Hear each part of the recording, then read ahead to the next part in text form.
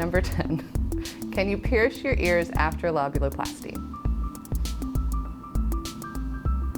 Allow your incision lines to heal for roughly 6 weeks prior to receiving piercings in this area. On the day of your piercing appointment, bring with you some lightweight stud earrings that do not contain nickel. Pure gold, platinum, or sterling silver are preferred.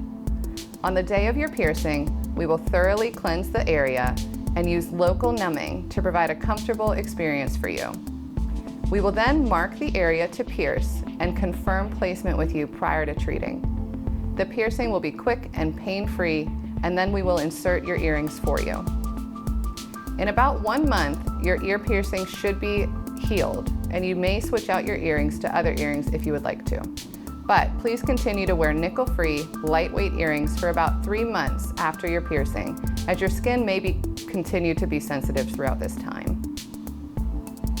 For more related advanced answers, select from one of these videos. And please don't forget to give us a thumbs up and subscribe to our channel for more educational videos, live surgery footage, real patient experiences, demonstrations, and so much more. You can also contact me at hope@351face.com with some additional topic options that you'd like for us to explore. We'll see you in our next video.